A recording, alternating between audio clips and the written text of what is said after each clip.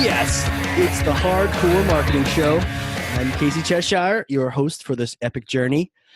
Today's show, sponsored by Cheshire Impact, on a mission to maximize your use of marketing automation and CRM, CheshireImpact.com. Bam. And today's guest, who is it? Oh, we'll get to who it is, but he is often speaking at large events, small events here and there, about content, about social, everything. And if you're not at that event, you don't get to hear what he's saying. But if you're listening to this, you do. So it's really exciting. And in fact, actually, he's bouncing out to catch a flight as soon as we're done here. He's going to hop in his Corvette. I just made that up. But Andy Crestodina, welcome, sir. The Chief Marketing Officer, co-founder, Orbit Media Studios, which I'll have you all know, award-winning web design company. And he is also a sage. He is an oracle, not the database company. The ancient Greek mountains of Pythia. Climb them with me. He is an oracle when it comes to content and content strategy and content marketing. He built his whole company on that. So, Andy, welcome, sir. Thanks for having me, Casey. I'm glad to be here. Absolutely, man. And we were chatting a little bit earlier. The theme of this month is along that maturity model for marketing automation. We want people to, before they click, before they build something, harass someone on email, there's some steps. You gotta put in some steps. And so we have, earlier we learned all about buyers and understanding your buyer personas, things like that. We've got some things in place last month around attribution and understanding what sources are working, what's not working. And now it's time to be marketers. It's time to do content marketing. Mm-hmm. And so what better way to kick this thing off than have you on here? And, one of the things we like to do too is just smash some myths, because I know there's a lot of all sorts of goofy strategies going around that are complete bullshit. So I wanted to just pass you the mic and say, is there something you want to smash right now? Just punch it in the face. Yeah. I mean, right off the bat, we got to say that great content wins. Not true. It's really? Not really. No, I don't think that's true at all.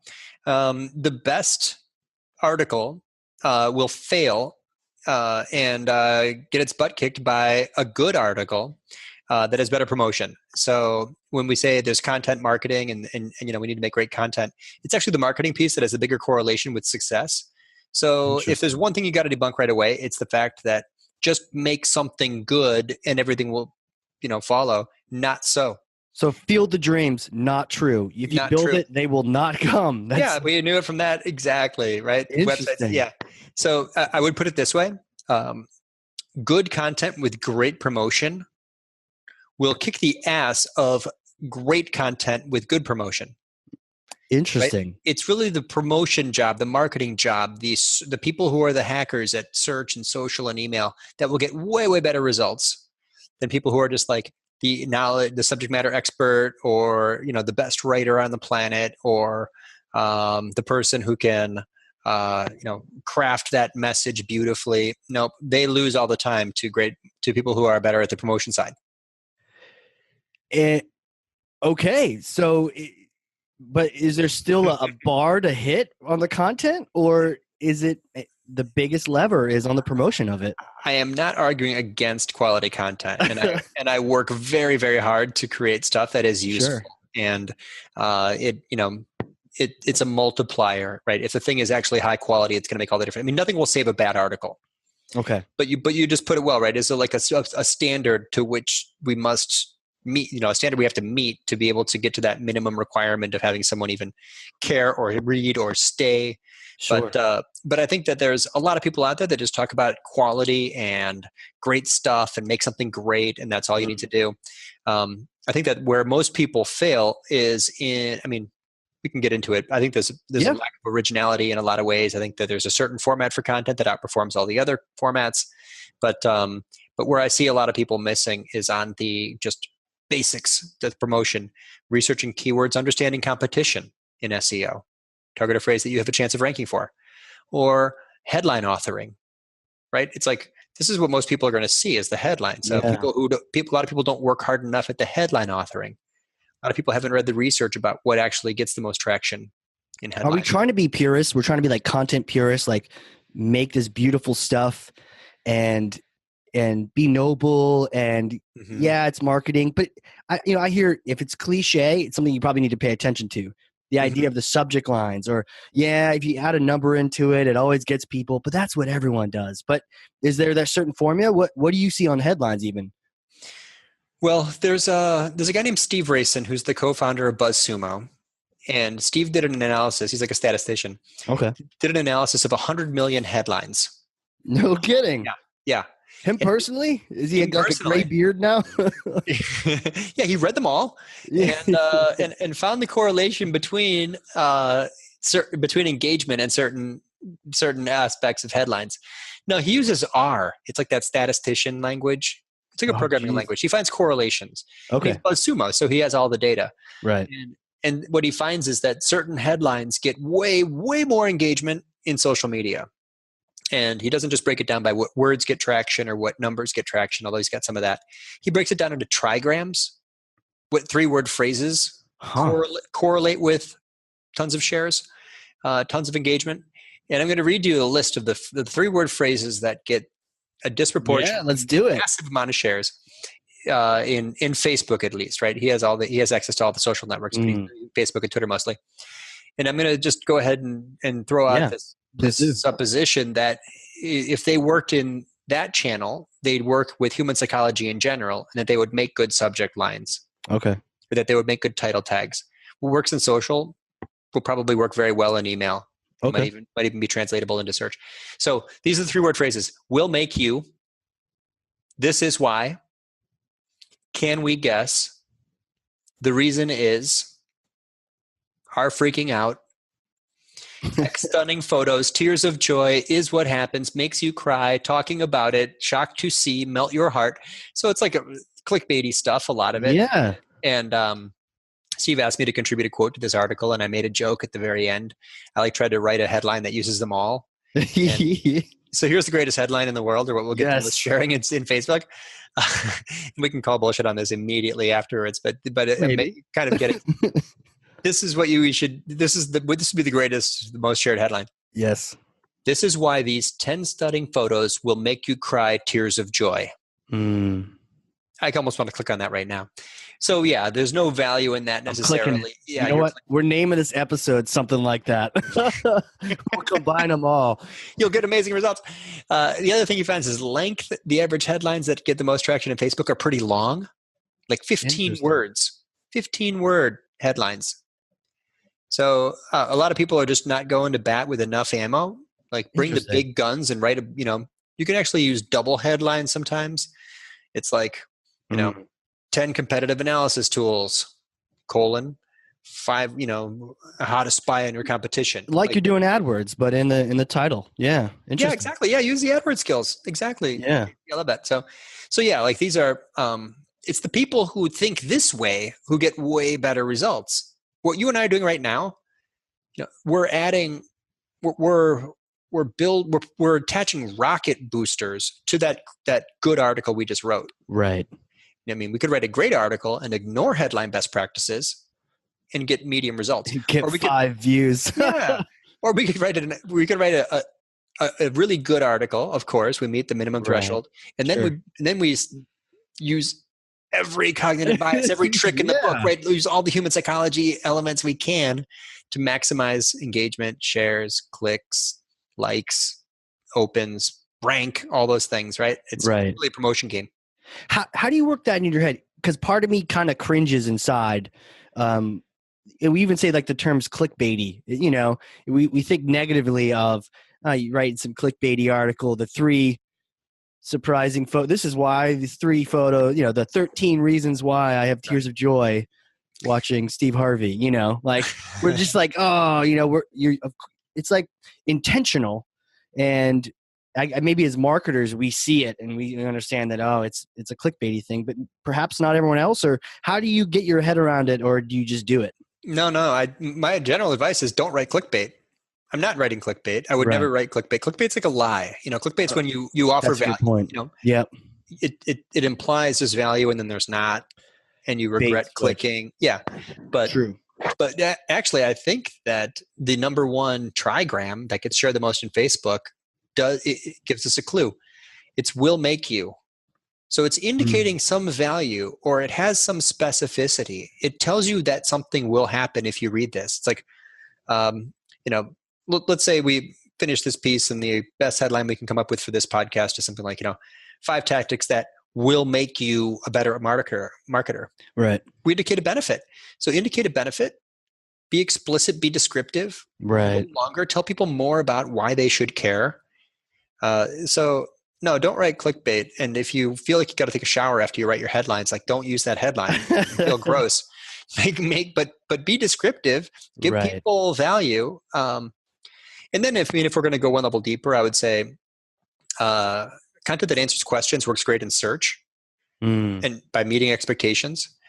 Content that triggers curiosity works great in social by being unexpected. So search meets expectations. Social, be unexpected. They're sort of the opposite. So be very explicit in the benefit of your article if you're writing a title tag for SEO. And if you're writing for social, that's when the curiosity gap can work. And just say, the one thing the one thing you thought you knew might be wrong about social media, and then give a great value behind that. Right? It's not just clickbait. Like be really super useful when you get to the article. Well, I think you're right. The clickbait only applies to that bait and switch. So if you genuinely do have a great article, it's almost, it's in everyone's best interest that you get that in front of people. So use the techniques that work. We talked to Marley, who is working with motivational psychologists. It's not cheating. It's understanding as long as you're doing good, not evil, Google, then you'll be fine. And you believe in it. I like the way you just said that. It's like it's in everyone's best interest. Right. It's literally in everyone's best interest. So it's not, you're not trying to trick anybody. You wouldn't want to. You're trying to build credibility. Right. I don't know anybody that wants to trick readers like that. I don't know. I get emails. I get spam almost every other day now. And that part is it's always the same, that they like the spammers using the same template. Yeah. But do you ever act on that? What do you think their results are? It's a horrible tactic. Gotta be horrible. It's the worst. But okay, so I digress. So it's the promotion. And now that being said, we got to do the promotion. Then now we switch the article. We got to make sure that's quality. And I think one of the things I heard you say at some point was not all articles are equal in terms of their goodness or their quality. It's definitely true. The myth that I was trying to bust there is that quality is enough. But I love that. Yeah, it's not enough. It's not enough. But we all work really hard to give away our best advice every day. So It's like, put everything you can into that article, and I try to stay as far over on that end of the spectrum as I can for delivering value. My average article takes me 6 to 8 hours to create. Going really deep. I only write one every 2 weeks, and I put in diagrams and charts and evidence and quotes and detail, and I do original research. I do everything I can to be as valuable as possible. And where's that at? Where's that blog at? Orbitmedia.com/blog. Okay. That's the main place that I write. I write for other sites occasionally, but it's mostly at Orbit Media. And that job that we're all doing is to maximize the value and make the reader glad that they paid attention. And you get kind of this dark social benefit from that. Like people talk about your blog, and I meet people who said, dark social. I like that. It's like dark matter. Yeah. Dark. It's a thing. Clicks. Yeah. It's what is dark social? It's social that isn't measurable.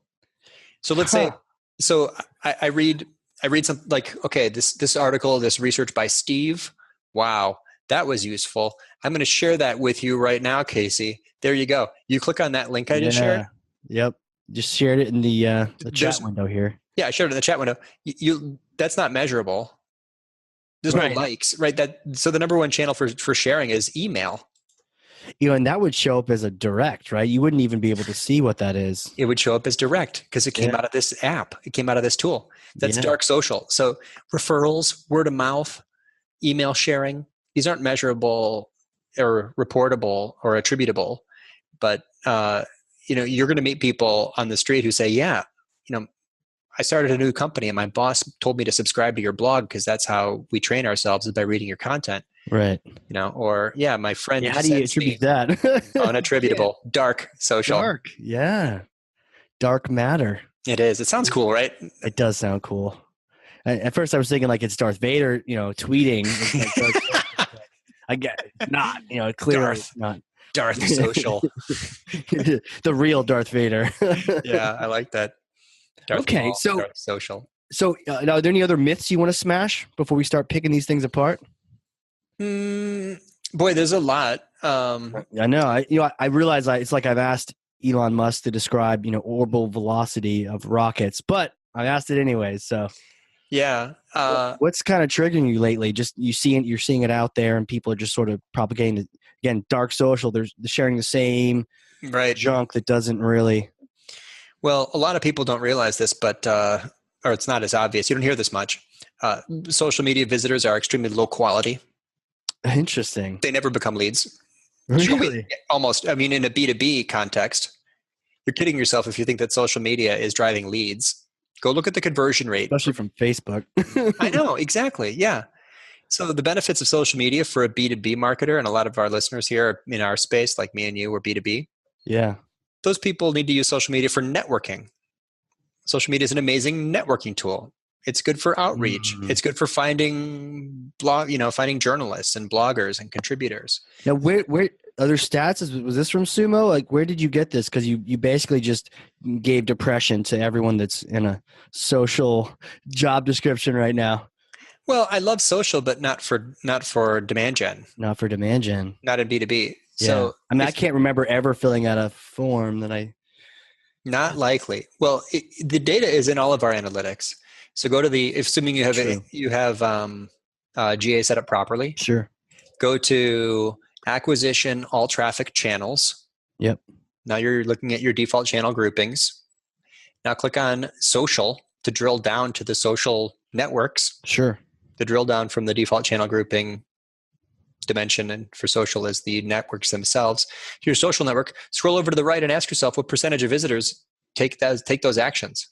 Right. So I'm looking at an account that has 0.002%, 0.04%. Like these are horrible numbers, right? You would starve before you made a living driving demand from social media. Now, that said, there's two kinds of conversions. There's the subscriber conversions for content marketing. Yep. Maybe there's something gated, or maybe you've got a email CTA. And then there's the demand gen, like lead gen. So social media visitors do subscribe sometimes. They just almost never become a lead.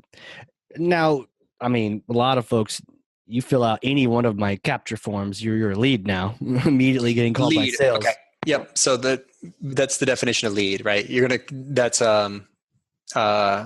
There's commercial intent, which is a sales qualified lead, which is someone who raised their hand who said, I want to try to hire you here. Right. So anyway, in my experience, it's again the difference between search and social. Okay. Visitors in social are bored. Visitors in search are busy. So true, man. So true. Search, they have an intent. They're looking for an answer. Social. Right. Yeah, I just woke up. I'm not even thinking. Like this morning, I woke up in a random room in Toronto. I'm like, where am I? Instagram. Checking them all because why not? And yeah. But you never touched a keyboard, right? Right. You social, you're just on glass. And here's another way to think of it. In social media, in social media targeting, you know everything about who they are, but you have no idea what they're thinking. Search, you know nothing about who they are, but you know everything about what they're thinking. They just typed it into a box, right? So a visitor from search has, depending on the key phrase, they have commercial intent. Yes. They have a problem, they're trying to solve it. They need to, they got their wallet out sometimes, So there's, these are completely different types of targeting, but for the most part, visitors from social media would almost rarely have any B2B commercial intent. Interesting. I wonder if is that a talk that gets really popular at the social media events you speak at? No. Or do you save that one for the SEO conference? Well, the social media, if you speak at a social media conference, you're going to get a lot of B2C marketers. True. And those people are on social just to drive brand awareness. Awareness.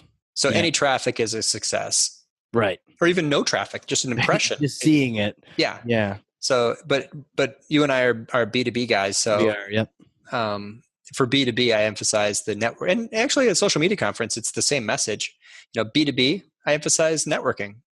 We need what do you mean by that in terms of, networking to get into their job, networking to get into a conference? What kind of networking? Well, let's say that the people who refer business to me Sure. tend to have a certain job title and tend to live in a certain city. Okay. Where do I find people with a certain job title in a certain city? Social media. 10-second LinkedIn search, I can find 500 people that are possible referral partners. Or let's say the people who hire me have meet certain criteria, I can find them and target them. Or the people who might write about me. Let's say I want to get ink. I'm trying to get press. Where do I find all the journalists who are interested in online networking? Social media. It's an amazing phone book. That's true. Or how do you do SEO? SEO is based on links, which are based on relationships with content creators. Right. How do you find a huge pile of people who create content and care about your topics? Social media. How do you start conversations with them? Within social media. So it's an amazing phone book. It's an amazing phone. It's a way to gradually build relevance with the people who can drive massive but indirect benefits to your business. So I don't think you can do SEO without doing social media. Is that the thing? Because I've definitely heard that, as everything evolves these days, social SEO just intertwined. Yeah, work backwards. So I get a lead. I got a lead because I converted someone off a service page. Sure. I got a visitor to the service page because I ranked for a commercial intent key phrase. I ranked for the commercial intent key phrase because I have enough authority to rank. I have enough authority to rank because I have enough links to quality and quantity of links to my site. And going backwards on the chain all the way to the demand. Sure. So I have links to my website because I have content worthy of being linked to. And I have relationships with people who make links. How do I have relationships with people who make links? Digital PR. Yeah. Blogger relations, influencer marketing. The only difference is if you're doing social with search in mind, you're paying attention to not just famous people or influencers or anybody. You're paying attention to the content creators. Right. So you're looking specifically for people who have in their bios, social bios, things like journalist or blogger, people who author, writer, because people who create articles create links. And those links drive the authority. Authority drives rankings. Rankings drive qualified visitors with commercial intent that now you've got a chance to convert, and now you've got a qualified lead. So yeah, if you try to connect every dot and every link in the chain, it starts with people. And where are the people? We're all on social. True. Do you see that then blending? Influencer marketing, it sounds like that's now also wrapped in. It's like, hey guys, come hang out. Same thing. The hot tub full of marketing technology. And it's all hanging out. It's a hot tub time machine for marketing. It is. We do a big blogger survey every year, and it's the number one tactic that correlates with strong results. Influencer marketing. Okay. For the bloggers. Yeah. And you could do it with any goal. So like I mentioned, B2C marketers might just do it to get visibility for brand awareness. Like they want an Instagram celebrity to mention them. Okay, great. That's great for awareness. But if you're playing a longer game, if you're a B2B SEO guy, right? Because the influencer outreach is more like blogger relations or networking with journalists, right? Because you're going to collaborate with a blogger with the ulterior motive in the long run of being included in their content at some point, right? So make friends with people who write for high domain authority websites. Got it. How do you do that? You're going to find them, you're going to start those conversations on social. Hit them up on social. Yeah, share their stuff, comment on their stuff, become friends, leave comments on their blogs, take a couple of months, build a list of 10 of 20 of them. Sure. And then just gradually make friends with them. And when the time is right, say, hey, I'd like you to contribute a quote to what I'm working on. Right. And then you won't be surprised at all when they, a month later, say, hey, will you contribute a quote to what I'm working on? Right. And that's going to lead to a link back to you. You've got a new friend. You've got referral traffic, and you just want a link. Right. Makes sense. That sounds like a much bigger bang for the buck on social than trying to get people to convert when they're just bored. Yeah. Or 1 million followers on Pinstagram, or I mean, I don't know what the benefit is of all the, I'm totally, it's weird what people do online. It's funny. Yeah. I was chatting with a younger professional on the plane to Toronto, and she was just all on Snapchat. And sometimes the reaction you get from the younger crowd is like, Facebook, psh, what is that? I'm on Snapchat, so it's just this sort of constant it's an evolving way to keep yourself entertained, as opposed to that intent you were talking about with the search. Yeah, it's I have never heard of, unless it's a networking benefit somehow or a way to keep in touch with influencers. I can't imagine a B2B upside to spending, 4 hours a week on Snapchat. Yeah, no, I haven't bridged that gap mentally yet either to figure out what the value. Again, B2C, you just flashing your thing, but B2B, some of the worst tweets that I see in my in your stream there, in my stream, they're promoted. I'm like, did I follow this person? Who's this? I gotta unfollow them. Oh, it's a promoted tweet. That explains it. So what would you say then? We've got people, we're looking to get them to maximize using marketing in general. Marketing automation, content is ammo. It's the fuel. It makes everything work. It's like the lifeblood. How do you approach it? And background for everyone, and maybe you can fill in the details. You built your company, not going and buying a list. Knock, knock. If you're listening, don't do that. Buying a list or some other goofy. You literally used what you're talking about here to create your company, and you've grown it quite a bit. Mm-hmm. Yeah. How do you approach that from a 10,000 foot view for someone who is sort of like written a few articles and not really sure if they're even approaching it the right way? Yeah. Well, it's tricky to compare because I started a long time ago. So this is year 17. And so we've been doing it a while. And so what I did isn't necessarily what I would do if I were starting over now. Okay. People today mostly need to niche down a little farther than you would have years ago. Yeah. So we are just a web design company in Chicago, and we targeted key phrases like Chicago web design, right? Okay. WordPress web design, Chicago. Sure. And there was enough kind of blank space out there for us to get traction in those key phrases and build a site and a brand that worked well there. Sure. Today I would probably go into a narrower niche, like an industry, something more specific, because you can win faster. Yes. The narrower the niche, the faster the growth, the easier it is to compete. So, and the scarier it is too, right? Yeah. The more you niche down, the scarier it all gets, but it's counterintuitive. You grow faster, you have closed business faster. If you pick the right niche though, right? There might be some keyword research to go into that, or some bio research. You pick the wrong niche, maybe it doesn't actually help you as fast. But to your point, niche down. I like that. Yeah. It's a good term. Yeah. Saying no is scary. I totally agree. I'm glad you said that, because to niche, you have to decide what you don't do. Right. So I might get interest or demand for a certain thing that I've decided is outside what I do. Right. Just say no to those things. And that's been really hard for us and scary for us, but we've always done it. No, we are not a marketing company. We just do web design. No, we don't do those other things. We just do web design. So we've had to say no to a lot of things. We tried other stuff and it didn't work as well. In a way, it's weird because web design is one of the harder things to offer. Actually, it's a really difficult service to offer in a lot of ways. Millions of details, it's a high touch service, kind of emotional deliverables. It's hard.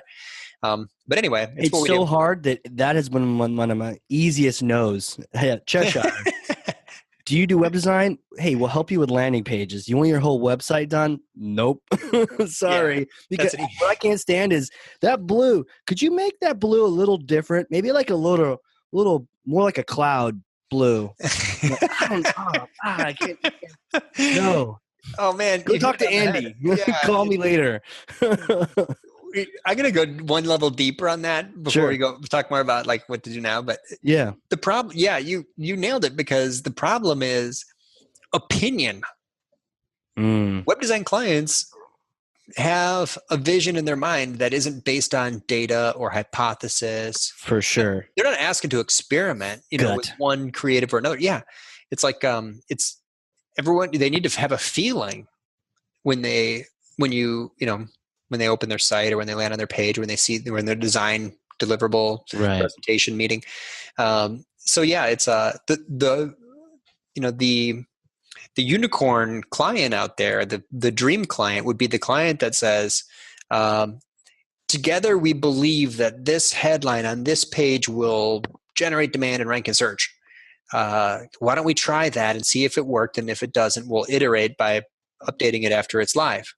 No, instead they want, more likely web design clients want to wordsmith that page or rewrite that headline 25 times or agonize over, and everyone's got a different thing, right? It might be the headline, it might be the color blue or whatever the I thing. was going to say, I'd be surprised if you even got to the words. I think sometimes the creative side of marketing just focuses on the look and feel of it, not even UX look. And we were talking, Right. Marley was all about UX for the experience, not just an app, but also for mapping that out. Totally. Makes sense. But you know what? I saw a web template the other day, mountain climbing. I love mountain climbing. This is probably the shittiest template ever. But someone was probably like me and was like, I love mountain climbing. Give me some mountain climbing. It's not user-friendly at all. You can't find anything. The links don't even, you can't even see them because they're white on blue or something. And yeah, making decisions for bad reasons and, emotional drivers and, you're a hero to be able to handle that. It's hard. There's 38 of us, Yeah. We'll do 50, 60 sites a year. Sure. It's hard work. So yeah, dear listener, please don't let your kids go into web design as a service. It's very challenging. Anyway, so yeah, today I would niche down. Okay. I would create a set of search optimized sales pages that are totally focused on the topic. I mean, I would build long sales pages that are filled with tons of evidence, social proof, testimonials. My sales pages would be like 30 or 40% testimonials. Interesting. Big calls to action throughout the page. Know your audience and answer their top questions on each service page. That's the key to conversion. Build a great mousetrap first, basically, right? By having pages that are filled, that have three things: answers, evidence, and calls to action. Answers to visitors' top questions, roughly in the priority in which they would ask those questions. Evidence to support each of those answers that you gave. Right. Don't make a testimonials page. Visitors don't go to testimonials pages. No, they don't. Make every It's funny you page. mentioned that. Yeah, they don't. That doesn't work. Make every page a testimonials page. I like that. Fill the site with evidence or social proof. I'll quote you on that. Something. Yeah. Make every page. Yeah, that's cool. Yeah. I wrote a big long thing about testimonials I could share. And then finally, calls to action. Specific calls to action that indicate a benefit of clicking. Right. So, yeah.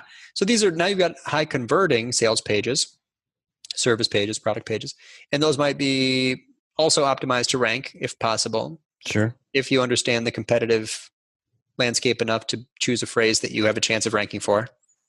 If you're a brand new site, you should be targeting 4 and 5 word phrases. Sounds crazy. If you're a young brand, been doing this for a while, you can target, 3 and 4 word phrases. You got to kind of be famous these days to rank for like the 2-word phrase. And then I would build the blog next to it, the content marketing program. And that program would be based on a few cornerstone pieces of like anchor content, like that awesome, amazing thing. And everything's built off of that thing. Yeah. And it's like a piece of original research. It's like got tons of contributor quotes in it. It is got visual sound bites of data or statistics. Original research crushes all other formats for content. So the type that most, and was this from Sumo or? But it's Reports or Steve Racine again, same guy. Wow. Steve Racine analyzed earlier. Yep, he crushed it again, and he made this article where he analyzed 1 million pieces of content, much smaller data set. That's a small data set. And he looked at what formats for content won, and 2 formats won. Opinion forming journalism, basically, right, like op-ed, and original research. Now, opinion forming, a strong opinion is hard to reproduce. I know very few people who are willing to try to create a content strategy around strong opinion. That takes balls. It That does. is It very really hard to do. does, right? Yeah, I mean, wow. The people who do that well, they stick their neck out. They're trying to cause controversy. They have enemies. They'll declare their enemies. It's hard. Yeah. But original research is a totally repeatable, Mm, scalable format for content. So yeah. we've done this a lot. It works amazingly That well. explains your 1,000 bloggers every year. Exactly. What's up, Right, Casey? guys? Yeah. Yep, that's it. That's it. So every year we answer the question, how long does it take to write an article? We're the only place that has the credible statistic for that. It's 3 hours and 20 minutes on average. So yeah, 3 hours and 20 minutes. Has that gone up over the years? it's gone up 40% over the last Interesting, 4 because I years. could have swore it used to be like an hour and a half, or what was it? Now it's like 2 hours. Yeah. I could find the thing. Search for blogging statistics and you'll find it. Interesting. It's like one of the pages that ranks for that. So Does that indicate to me that people are actually working harder then on their content? yeah, Yeah, much people are harder. working a lot harder. Interesting. Yeah. So there are 12% of us that spend 6+ hours on an article. Interesting. And what'd you say? You said 6, right? You were 6 to 8 usually. So 2014, it was 2 hours and 24 minutes. Now it's 3 hours and 20 minutes. right. Going up. Going up a lot. Yeah. So it's just noisy, right? People are trying to compete in the same noise. Mm-hmm. And what's interesting though, they're spending more time writing the article, but they're probably just rehashing something that someone already said. And it's not original research. Unless with this, hopefully it correlates and these people are spending 3 hours and 20 minutes on original research. Well, original research would blow that. Yeah, that's not segmented by format. You can't tell from their answers whether what they're writing specifically. But 1,300 bloggers answered the question, "How long do you take?"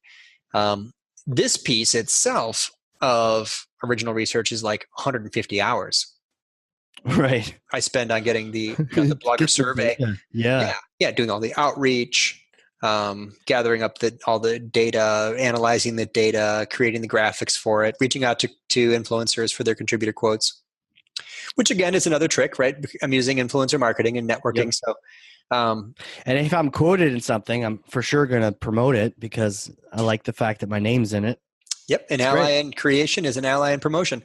So when they say, Andy, how do you get all these journalists and, high-powered bloggers to know about your content? They're in it. Their face is in it. They're, and that's, all of us, right? Who wouldn't you agree to be? Anyone that asks me to be part of anything, if I'm not super busy, I will drop what I'm doing and give a contributor quote to anybody that asks. Why wouldn't I? Right. And then as soon as it's live, I will share it. Right? Why wouldn't I? So. And I quote this person, and if you haven't heard of him, now you have. Yeah. As the authority. Yeah. It's like this piece we're making right now. We're making a collaborative piece of content that we're both going to promote. Why wouldn't we? Why not? It's collaborative content marketing. Ally in creation, ally in promotion. I love that. Build a team. You got a squad, right? You got a group of people who are all helping promote that thing together. Yeah. Just compare it to the alternative.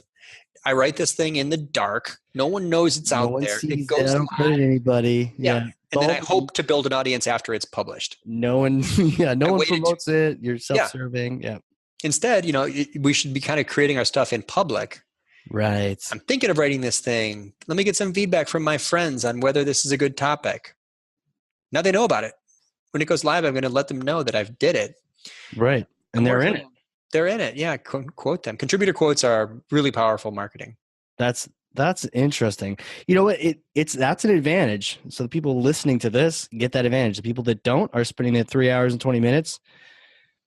And they're lonely and they're sad. They're not having fun. Their content. They're not having fun. And you know what else is even worse than not having fun writing it is seeing 2 views of it after you just spent 6 hours. But to your point, you got to do the promotion. Sometimes we wash our hands of it like, oh, I just write. Well, you better be promoting too. Yeah, that's why that's why news media is screwed, is because the journalists weren't thinking about content promotion. Right, for sure. So the time it's taking on these articles is changing. What else is changing? Because like you said, you've been doing this for a while. More bloggers are using editors.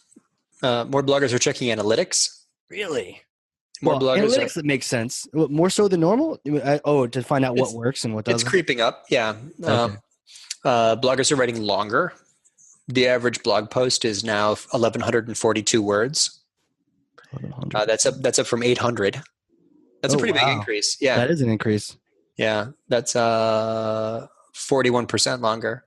Now they're Um, doing this. Would you say they're doing this because they think it's working, or they're doing this? I mean, are they just lambs walking off the cliff? And all they had to do was spend 400 words, and they would promote it. yeah. Would have This got the is same result. so Or basically. do you tie the success into them Yeah. writing more? We try. So there's the final question is, do you get no results or weak results or some or strong results? So we correlate people who do these different things. And Okay. Yeah. so 56% of people who write 2,000 word plus articles get strong results. Well, which is a lot more than, only 20% of the people who write shorties get strong results. So it's like, But what's funny is there's still that 44% that wrote 2,000 words and didn't quite see much. But to your point, it's because they may not have promoted it. right. So which promotion tactics correlate? So I asked this question too. Okay, yes, that too. Okay. Yeah. So how are you promoting your content? Do you promote it with social media, with SEO, with email marketing, with influencer outreach, with paid? We asked that about the paid question. So which promotion tactics correlate with strong results? Influencer outreach correlates with strong results. 48% of bloggers that do influencer outreach report strong results. Social media, only 30% of bloggers that use social media. And by the way, almost every blogger is using social media. It's like 96%. And there's probably some crossover between influencer and social media anyways. Yep. Should be tons of that, I'm sure. But as an individual, like as the self-reported individual promotion tactics, paid and influencer marketing are the ones that correlate the most with strong results. Interesting. Tell me about the paid, because that's interesting. Spending money not for your lead squeeze page, your lead capture page, but just to get people to read my article. Buying traffic. So this one is maybe the most surprising result. Okay. Like kind of blew my mind. It's the percentage of bloggers that are doing paid went from a very small percentage to 1 in 4. There's a 500% increase in the percentage of people who are using paid over the last 3 years. Wow. It's way up. It's the biggest change in the entire survey. Paid is way, way up. So now 1 in 4 bloggers is buying traffic.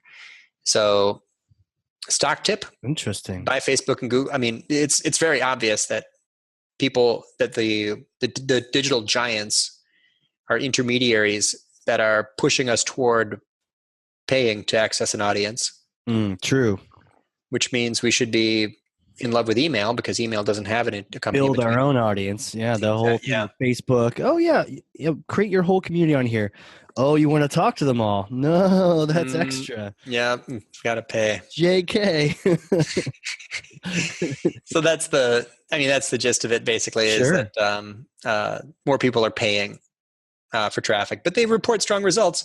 They should report strong results because they get data about traffic and click-through rates. Hopefully they're tracking. What's your thought on frequency, and how much is enough? And one of the things we get this a lot too when people are buying marketing automation. We're usually involved in the process, try to help coach them and help them understand what they're doing. And I've been able to create some automations with just a little bit of really good stuff. And I didn't need to get a lot, but sometimes people get into this content. I don't have a library of 30 articles, so I don't know. I can't move. I can't do anything. I'm not going to email or this or that. But really, if you're doing a blogging program, I'm sure you've got either some stats or some thoughts on how much is enough. Is there is that still a thing? Well, B2B marketers, I think, can ask themselves a question. How long does it take people to decide whether or not to hire you? Or in web design, it takes like more than a month on average. Okay. Still better than some software that takes like 6 months. Yeah. Okay. So let's say you've got a very long sales cycle. Do you need to have a daily blog Probably not. You can stay top of mind by tuning your frequency to be aligned with the sales Oh, cycle I love that. or the buying interval. How often do people buy your kind of thing? You don't Right. need to be, weekly if people use you once every 4 years. So sales cycle and buying frequency are buying interval are ways to consider to think about frequency a little bit. So people think that I'm nuts for only publishing every 2 weeks. It's plenty.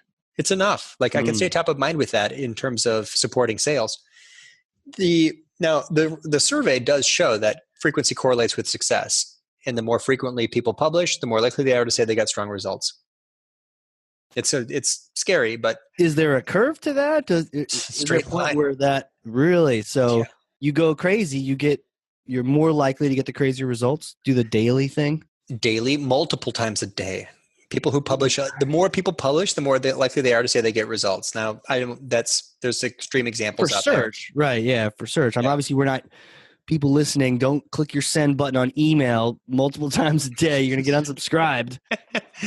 Yeah, but in general, if you look at the curve of where the frequency, it's declined a little bit. These are individual bloggers answering the question, how often do you publish? Multiple times a week is down. Multiple times a month is up. So people are gradually publishing a little bit less, right? Weekly comes down a little bit, monthly comes up a little bit, right? It's because we're writing longer and spending more time per article. We all have finite amounts of time and energy.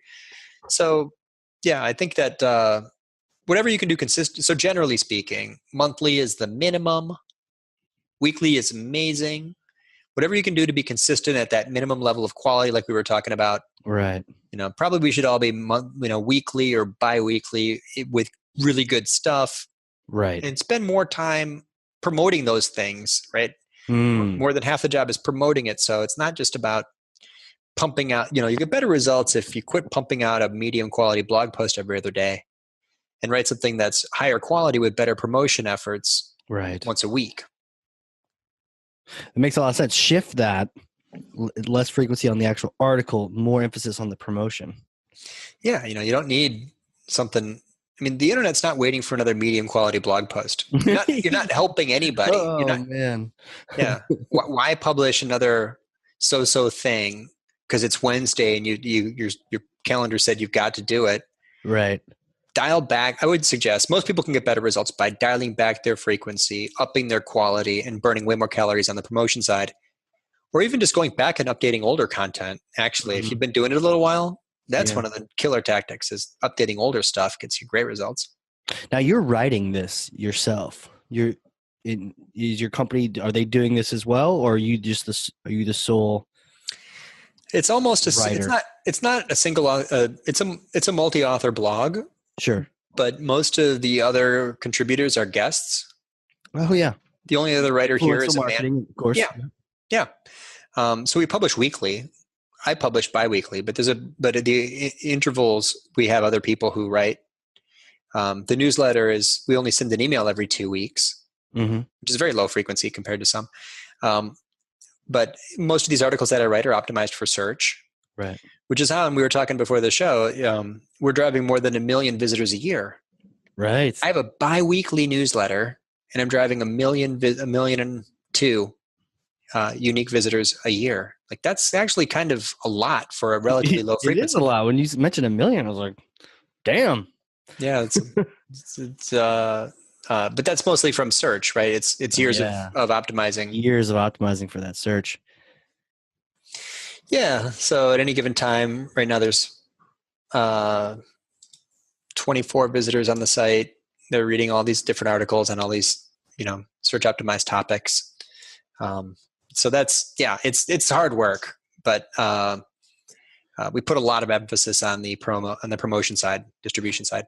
Right. That makes a lot of sense. But that's interesting because, did you start out as just a pure play web design company and then you added these elements on? How did that evolve? Well, so after 8 years of building websites, I knew that I needed a mechanism to keep in touch with people. Right. Who didn't hire us the first time. Right. Or who hired us and we're starting to lose touch with them or something. Sure. Or people are considering us and, we have no reason to call them back every day, you know, so we're trying to like keep in touch with people over long periods of time. I'm like, perfect. I'm going to write a blog post giving away as much value as I can and Right. send an email to who was ever, you know, to build an email list. And I did, and that was 10 years ago, and it was the start of our content marketing program. And that was basically the thing. It was a sales support tool to keep in touch with people over time. Right. And then you add in, you know, social and networking and collaboration.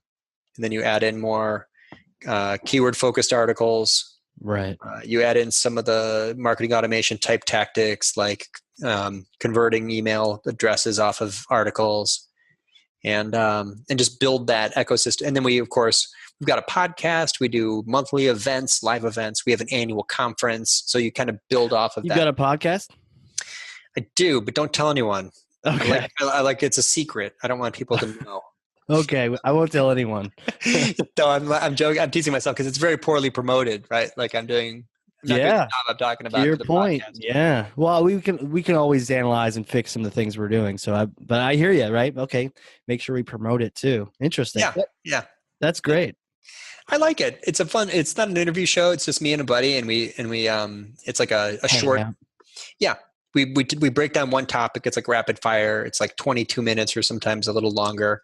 And we're not as consistent as we should be, which is part of the problem. Sure. Not nearly as rambly as this one though. You know, the long format's good. This is solid. This is a good conversation. Yeah. Well, sometimes, you know, you have the early things. It's good to just, you know, break off the I was going to say crust or the mold, but you know, shake off the cobwebs with some myth busting, but then, you know, you really diving into it. To your point, the layers below the layers. Yeah, it's I like this, and you get to spend a little more time with someone and go a little deeper on the topics. You don't feel as rushed. So our show, it's called Content Matters. It's like Content Matters. Okay, cool. We'll link to that. And we just go fast through each thing. So this one here, I like this format we're in now because we're exploring things in a deeper way, pulling up other research, looking at examples, you know, follow-up questions. That our show is more like a list, almost like a punch list of tactics. That's cool. You know, to each their own, right? There's different, you know, ones that sometimes I'm in the mood for, like a Tim Ferriss, like give me the answers and I'm getting out. And that he has his prearranged questions, get those answers, get out of here. But sometimes it was I think it was Danica Patrick I was listening to on Joe Rogan, and she is intense, and sometimes you just needed some more of that conversation, or to find out that she's into wine now. She's leaving racing to do, you know. So it's like sometimes those things are helpful, and I think also people's backgrounds too can be really helpful. Speaking of that, how did you get into this? Have you just always been like a web guy, and it sort of just evolved, or how did this all start? Yeah, well, I'm old. You can tell. I hear you. You don't look old. 40. I'm 46 in a month or two. Okay. So thank you, Gen X. So I graduated high school. Gen X. What is that? Generation X would be, I guess they're 20 years each, right? So that's 65 to 85. And the millennials are 85 to 2005. Oh, geez. Okay, cool. So I was born like solid. Generation X. Generation X. Yep, that's what they call it. That's us. So started at college before the internet was a thing. Yeah. And then graduated college. I did a foreign language degree. Studied Mandarin. Went and lived in China. Thought I'd be like, loved it. Did like deep in like the Chinese thing. Was your degree in Mandarin? Mandarin degree. No kidding. It's called Asian Language and Literature. It was like University of Iowa. Random place to learn Chinese. Awesome, super interesting. Not just the language, the culture and all sorts of things built into that degree. No, the degree is actually, they call it Asian Language and Literature, but there were like a couple of like literature classes or like poetry or something, but almost all of it was language. You're just taking like tons of language classes. Yeah. It's like the Air Force Academy. They're just trying to become fluent. Right. So, we were Mandarin 17. Yeah. It's like, it was just, the classes are long and intense. And by the time you're in like fourth year Mandarin, there's only 2 people left. Oh, really? Yeah. There were just 2 of us. I was the only graduate with that degree that year at a school of 50,000 people. I'm like the only Mandarin major who finished that year. Anyway, whatever. It's like random anecdote. What color was your This is Iowa, so it was gold. Okay. I don't know that they were colored. Oh wait, no, everyone listening. I was just describing the hood you wear when you graduate. Yeah, the tassel and the cap and gown thing. It was a Big Ten school and a huge ceremony, and I was a slacker, probably hungover. I was a bad student, but generally, but loved China. Lived in China and finally finished learning Chinese when I was there. Came back. How long were you in China? Just 9 months.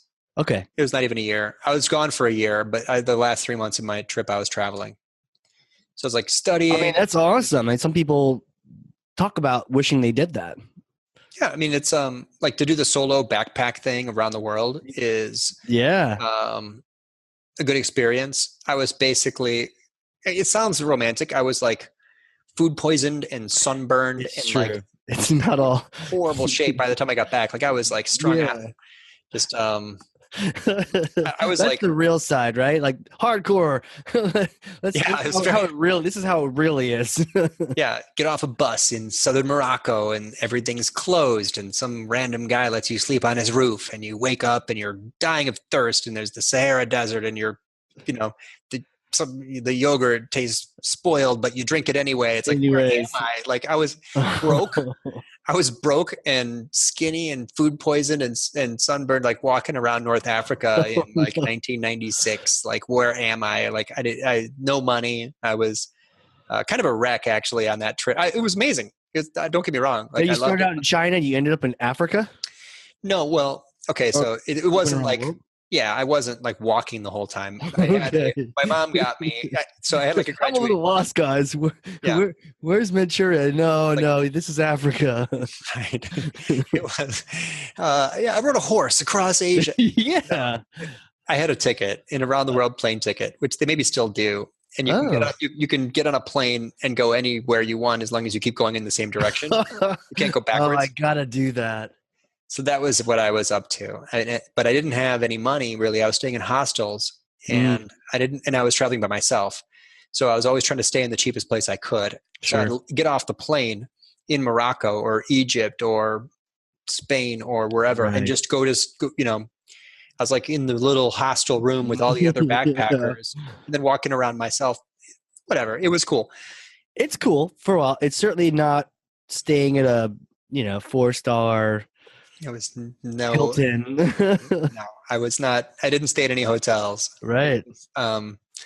I sometimes slept in airports or in train stations. But it's so funny. We're talking like, you're right. This is like the Rogan format. Like we're just going, no one's ever asked me about that. Interesting, right? You're the first person I've ever talked to about, like, it never comes up. And you're like, oh, and then I came back from China. I'm like, whoa. Yeah, this is 20 years ago. So was China part of that around the world thing? And you just lingered in China for a while? Was that the idea? Or? I was a student at Beijing University for a semester. Got it. And then I stayed and taught in a private school for a semester. Okay. And then I had basically 3 months. So then I used the ticket to go travel all the places I could on my way back. Then I got back and I had no money and I decided not to be a teacher. I was going to be a foreign language teacher. Sure. I was certified to teach Chinese to Iowan high schools. Went a different way.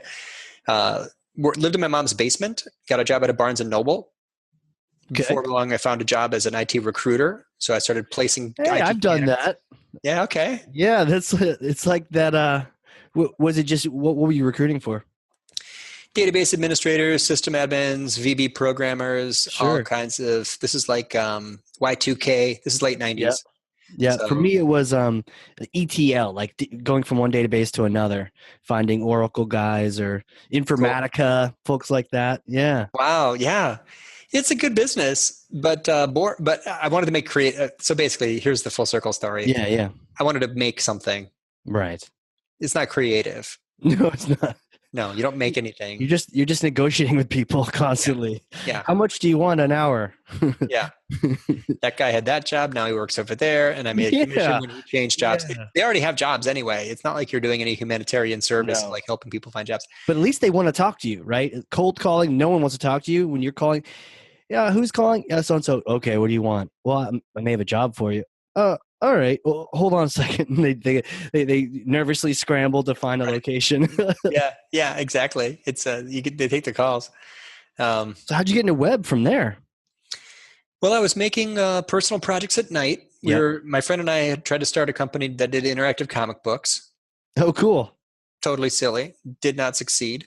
But I learned Flash. Why not? Just real quick, because that sounds badass. Bad business Oh, model, okay. poor promotion. Like we said at Promotion. the top, right? Again, Yeah. yeah. No marketing, just making stuff. Right. Just wanted to make stuff. So it's like, oh, let's make a story about pirates, and instead of drawings, we'll make people out of clay, and we'll build paper mache boats, and we'll sew pirate clothes, and we'll take like this old Sony camera with a floppy disk in it, take 20 pictures to animate the frames of this count. Like we're just trying to make stuff. It was fun. It was silly. It's like some Sochi was happening right there, or some sake. Yeah, exactly. We had just no plans for success. We were just trying to make stuff. Sure. We were partying at the same time, and it was just not. It was we were like kids, Yeah. early 20s, and then basically quit the job all at once. Started building websites with the same guy, my friend. He'd already been doing it for a while, but I started with him in January of 2000. Okay. Oh, I'm sorry. You mentioned you learned Flash, so that was like the tie-in. You learned Flash, Right. which back in the day was awesome. It was Big like thing. the thing.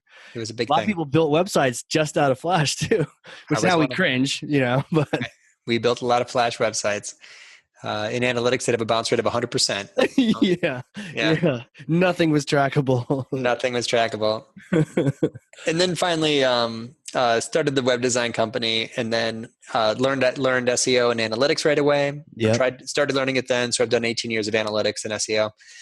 And then just grew it organically to the point, like I mentioned, like where we started doing content in around 2007. Yeah.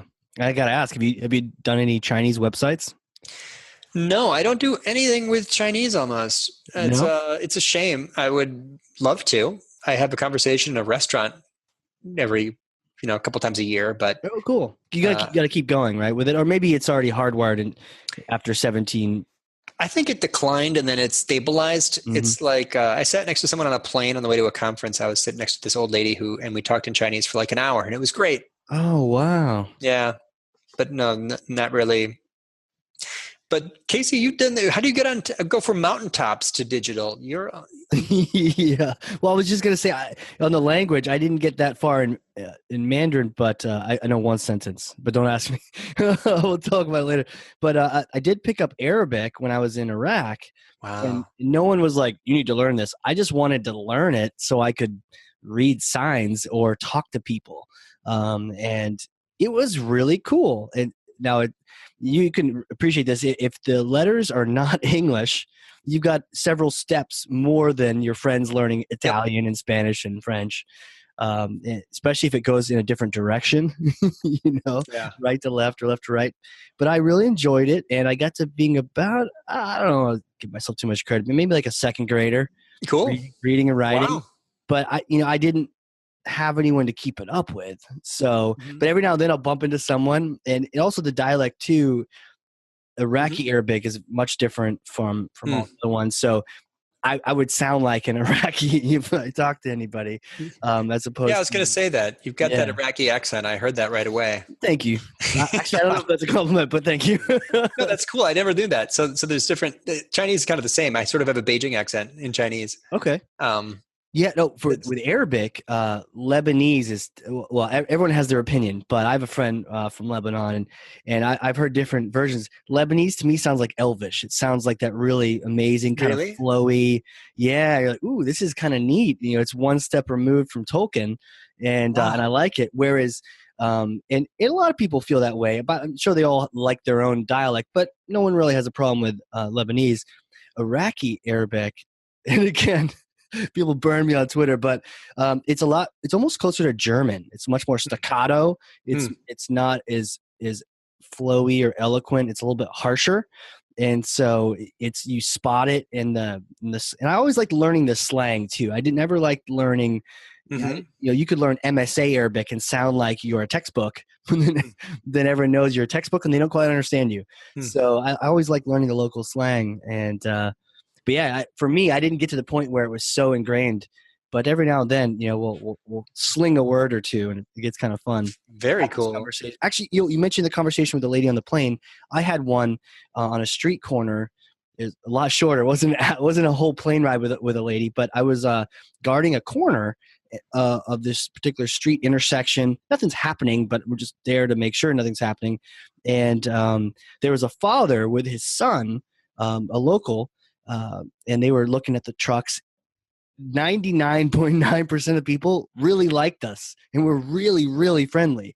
And we would throw candy as we drove by. It was like a parade every day. We'd throw candy people. It was that 0.001% of people that were no bueno. Yeah. So, but this father was there with his son and, said hi to them. And they said hi back. And then I remember the dad saying something like muhara, which is roughly to like, it's hot out. And I was like, wow. First of all, I understood what you said. And second of all, if you think it's hot, I'm from New Hampshire. It snows where I'm from. I'm really in trouble. And wow, that's cool. Yeah, that experience way cooler than if it, and we rescued some people one time and they were like prisoners whenever, and we gave them Pepsi. And then after giving them, it's like ad for Pepsi. And then after giving them something to eat and drink, we were just hanging out, and you realize we're all just people. And they're asking me, "Do you have a PlayStation?" Wow. I said, "Well, I have an Xbox." But I'm like, "What are your favorite games?" And there's these 3 of the 4 guys like FIFA, soccer. And there's this gigantic guy who's super tall, and he goes NBA. And I was like, "Okay, I understand." That's great. But yeah, it's those connections we make with the language that I think is the best part. It's almost like a conduit for the connection, for me at least. I love that. I love that whole story. I love that idea. It's one of the best things about it is that you're learning a skill that you can apply, and you applied it. You know that it worked, right? You know that you understood someone, and that's. I had a lot of friends that studied like history or English, and that's cool. But language is an awesome thing to learn. You learn a lot about your own language. You learn something practical. It raises your confidence levels because you know that. Yeah. So I've got we both have kids. Yeah. I've got. I'm going to insist that my kids learn something like language-wise because. Yeah. What do you think? Chinese? Well, you can help them with their homework. We can't help them with their math anymore. Yeah, maybe not because I'm in Chicago and there's just like there's Spanish is all over. True. No one speaks. Yeah. And I go to Barcelona once a year to teach. I often wish I knew Spanish. Yeah. And I rarely have the chance to use Chinese. So. I know that it's like a hot thing and like Jeff Bezos' kids are learning Chinese or whatever, like, but I can't, and it's cool. And it's a huge vote of confidence, right? If you know that you can speak like people are always impressed by it, but for sure. You gotta, let's be realistic, Spanish is extremely useful. And so if I could trade, I would. I was I think it was a honeymoon with the missus, and we were in Italy, in Rome, and it was a tour walking tours, by the way. I don't know if you've ever done walking tours. They're the best. You're walking around, you get out of the bus. Anyways, walking tour ended up at the Trevi Fountain, and we asked the guide, "Hey, where do we get dinner?" I was obviously restaurants all around that area, but we didn't want to go to like those are restaurants. Where would you go to eat? And they mentioned this place down the street. Take a left, take a right, and it was in this alleyway. And we eventually went there. It was the best ever. Amazing. The waiter was funny. Eventually he wrote the tab on the table on the paper. And but the couple that sat next to us, because we were in these like long benches, which is uncomfortable for some Americans, but hey, whatever, when in Rome. Yeah, exactly. Rome. So they were right next to us, and they were from Spain, and they didn't know English very well at all, which is not normal. Normally people know a little bit of English in Europe, but they didn't know English very well at all. They didn't know very much Italian. We didn't know very much Italian. And we literally relied on my Spanish 4 from college to communicate back and forth. And it was really cool because I don't, to your point, I didn't think I paid attention that much in Spanish class, especially when I repeated Spanish 1, 2, 3, and 4 again.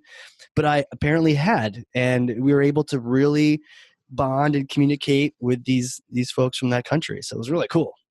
That's great. It's such a great feeling. It's It like is. you opened a door. Like I love that stuff. So Were people surprised that you knew Chinese so well? I mean, they look at you and they go, "Oh, okay," yeah, I wonder if it would be like that now. I mean, definitely at the time for sure. Like there Right. was so few. I mean, there weren't that many white people there, and to speak and to be able to have long conversations and to speak in the language and be fluent. It was kind of a surprise. Like if I was on a train or something, like people would never expected that. But yeah, it was. It's like what if history. Like if I had stayed in China from '97 till now, I bet I have lung cancer. I'd be a rich guy with lung cancer, I think. And you'd have a beard. You'd have a badass beard. One of those like man shoes. Just Probably. Yeah, it'd come down, look really good. you know what? You'd be giving the TED Talks with that look. People, you'd be getting the clicks. It wouldn't be clickbait. It wouldn't be clickbait because you'd be delivering value like you have today.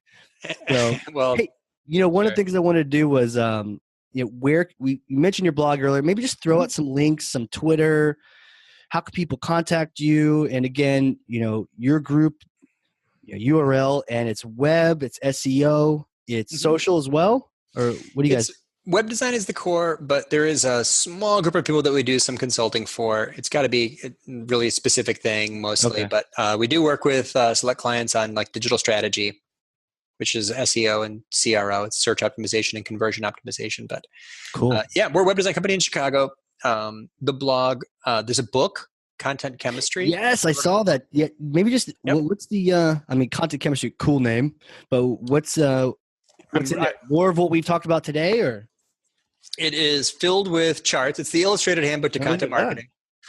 So I love those charts. I love pictures, man. It's all about the imagery. It's your comic book days coming to benefit you here. Thank you. Yes. So it's everywhere you can find books. The podcast is Content Matters. The annual conference is Content Jam.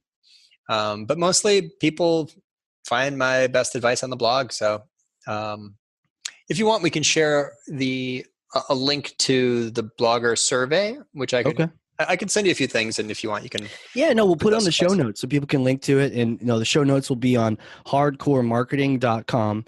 Core spelled like Marine Corps, not the Earth's core.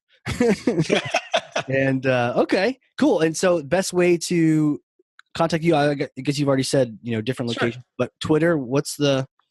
Yep, that's how I found you too. I think my last name is my Twitter account, Crestodina.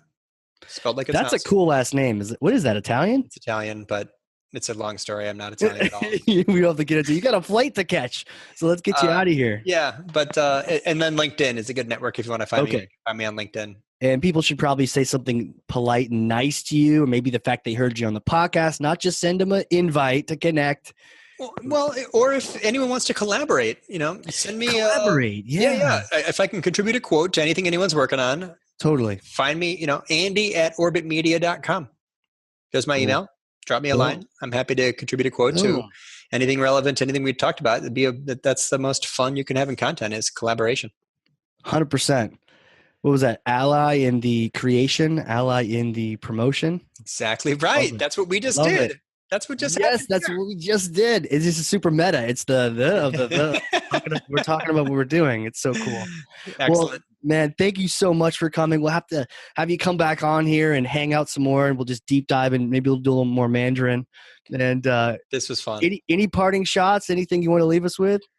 Well, hey, hats off to you, Casey, for putting this together and for upgrading the format of your content, not just to audio but to video. People who are listening should consider following in your footsteps because what we just did is higher value than the average written piece. This was a blast, and we didn't even have to write a word. Not a word. That's it. Well, thanks everyone. Thanks, Andy. Appreciate it again, and everyone listening. It's the Hardcore Marketing Show. We'll see you next time.